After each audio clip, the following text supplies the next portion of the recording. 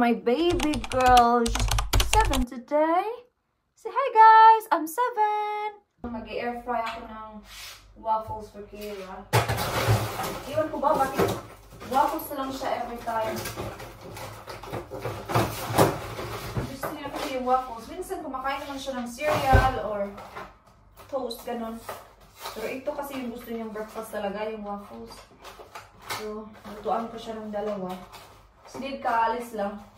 6:20 na ng umaga. Kanina pa ako gising 5:15. Maaga siguro ako. Iwan ko baka, kasi pumunta ako sa bed mga 9:30.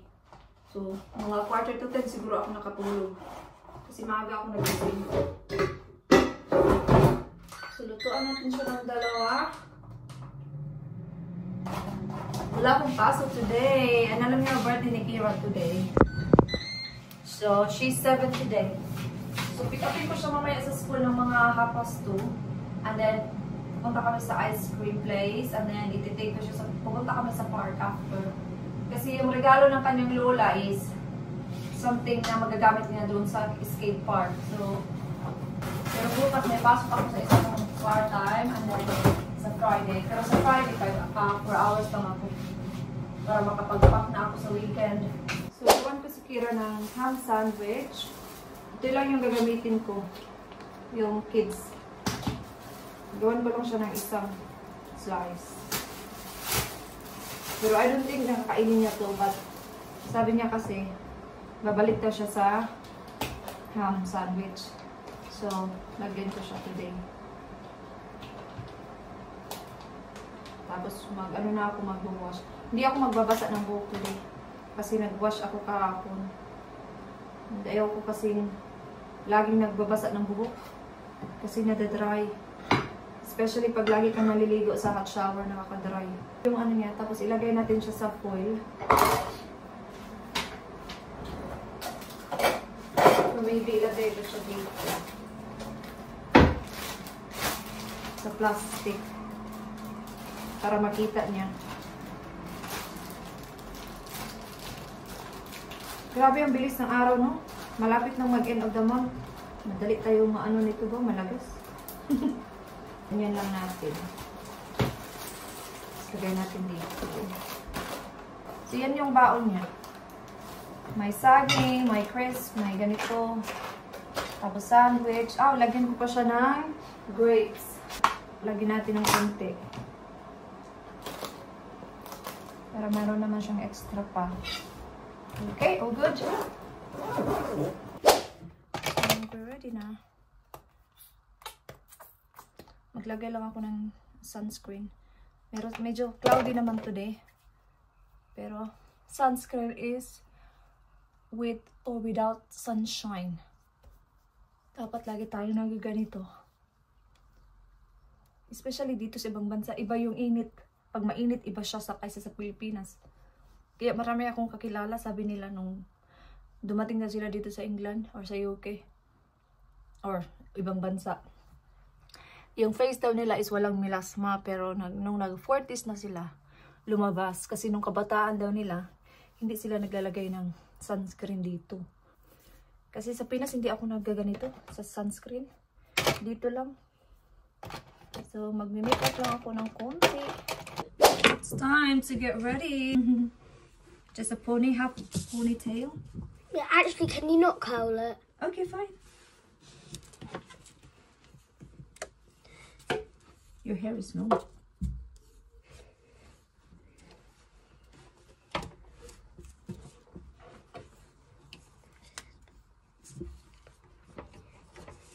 But don't leave it there, please.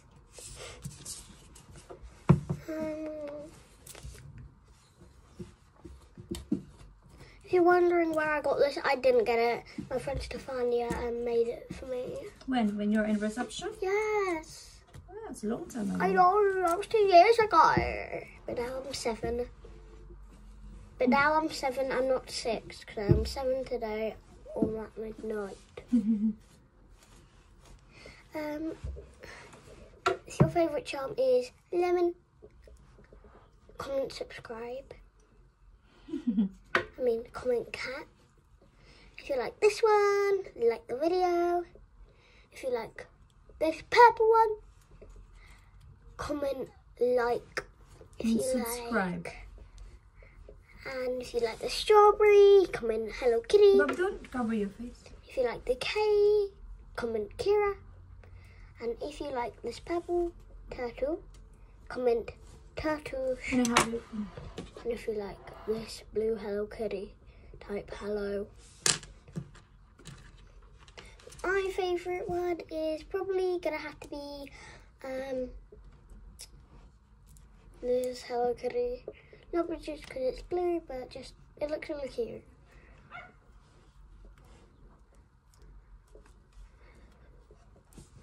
We have a birthday girl here. Here was that. Mum, Mommy, it's me, E. Come on, get up. Barrett. So ngayon is, ako na lang mag-isa. Umulis na si Kira kanina pa. Half an hour ago. Kasama yung mga in-laws ko, silang dalawa. Yung in-laws ko na lalaki at saka babae. Siyempre, hindi na ako na-vlog kasi ayaw ko namang mag-vlog, no? And, pumunta sila dito ng maaga kasi birthday nga ni Kira. Gusto ni Kirang i-open yung regalo ng lola niya and lolo niya na nandito sila. Tapos sila na lang din naghatid sa school. Kasi, yung school kasi is madaanan lang pauwi sa bahay nila. Kaya, yun. So, ngayon is, na-miss kong magkulot ng buhok. So, sabi ko, magkulot nga ako ng buhok. Kasi nga, di ba, short hair na yung buhok ko. Parang, na-miss kong magkulot. Kaya, itry ko ulit siya. I know, hindi to kaya. Pero, itry ko lang.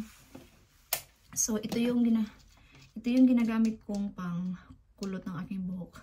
Itong Baby Bless. So, nabili to sa Asda. 2 years ago ata. Nung nagpa-practice akong magkulot.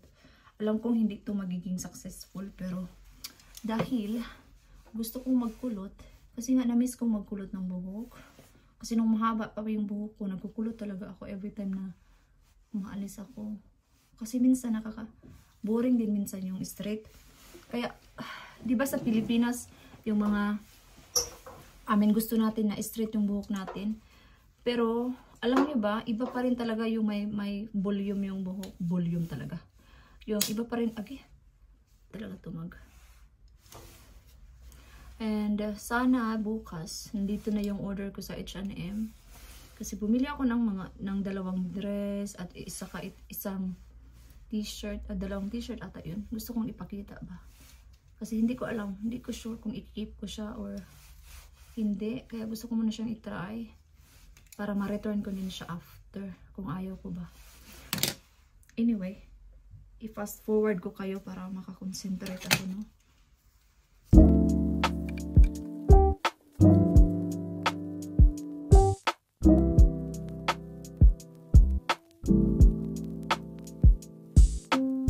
So, yan yung aking nagawa. Iba kasi talaga pag long hair. Pero, maybe, mga 1 month pa, magiging okay na to. Kasi medyo humababa na siya ng konti. Yung long hair pa ako, madali talaga siyang i-curl. Pero, wala na tayong magawa. Hahaba naman yan. Tapos, mag-lipstick muna ako. Kasi pupunta ako sa town. And, meron na akong bilhin. Punta ako sa Superdrug. Ay, naku yung lipstick ko. Oop. Gano'n natin. Kasi sayang. Ano kasi siya? Medyo nasira ba? Kasi mayroong siyang mess konti. So, ginaway ko na lang. Sa Lunes, magpapanilas ako. Nag-book ako ng facial. So, binigyan ako ni Mother-in-law ng voucher. So, gagamitin ko siya. Baka makalimutan ko kasi. And it's worth 50 pounds. Tapos yung facial is 45. So, yun, gagamitin ko siya. Just in case makalimutan ko. Let's see if it's worth it yung mga facial dito sa ibang bansa, no? So, yeah. So, yan lang din yung aking kaya, guys. See? Okay naman siya. It's not bad. Under the sun. Oh, pak. Pak. Diba? Anyway, ayusin ko yan mamaya. Pagkatapos ko lang kumain, so mag-start ako ditong maglakad ng mga 2. Hugasin ko lang muna yung kinain ko kasi kaka-lunch ko lang. Yung kinain ko is rice at saka yung tira kagabi na chicken wings. Ganda ng panahon today. Sunny. magkukulo pa rin ako kasi malamig pa rin yan.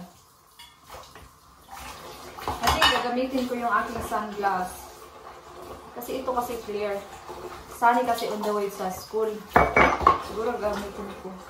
Bala kong magpa-check ulit sa mata ko after pinasok ko pagka-uwi ko. Kasi parang nag-iiba na naman yung aking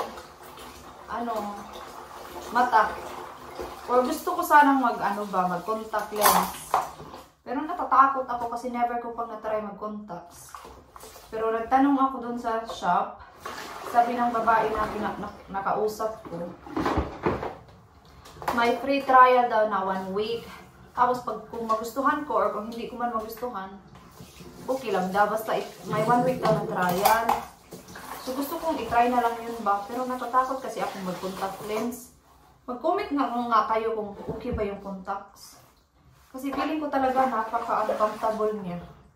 Pero kasi pag nag-makeup ako, hindi ako makakita masyado. Kaya minsan nilalapitan ko na lang ganon. 40 pounds a month siya. Kasi di ba monthly yun pinapalitan. Pero siguro kung mag-contacts ako tapos ganito din, it's up to nasa akin na yun kung gusto ko siyang i-monthly. Basta yun ang sabi. So, nandito na ako ngayon sa school. Nandito na ako sa labas. Mom, can you watch out for Grandma? Yeah, I will. And also something fun I do is this.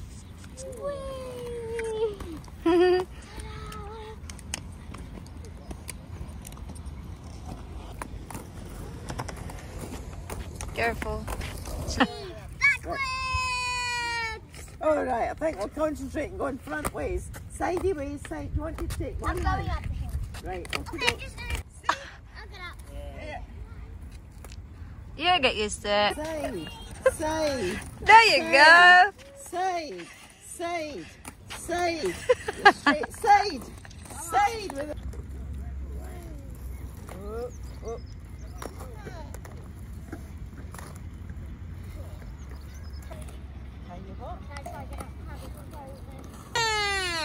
And what do you call Her her? name's Snowy Owl.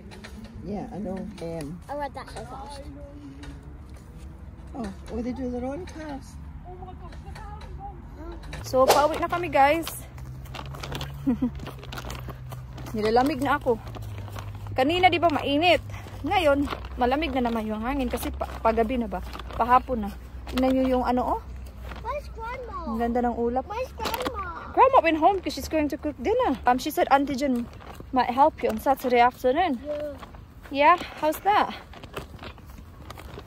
Napakaganda ng araw na, oh. So, nandito na kami ngayon sa bahay. It's time to cook dinner soon. So, yeah, I think i-end ko na yung vlog dito. Very simple lang yung birthday ni Kira kasi last year kasi is nag-birthday na siya kasama yung mga kaklase niya sa school. So, pumunta kami last year sa yung kids area talaga. Dala lang siya ng food kanina sa school. And then yung teacher niya na yung nagbigay sa mga kaklase niya. So, yun lang. So, yeah, i-end ko na dito yung vlog kasi magluluto na ako ng dinner and ganun din naman yung aking routine. So, yeah. So, thank you so much guys for watching this vlog and I hope to see you guys in my next one. Bye-bye!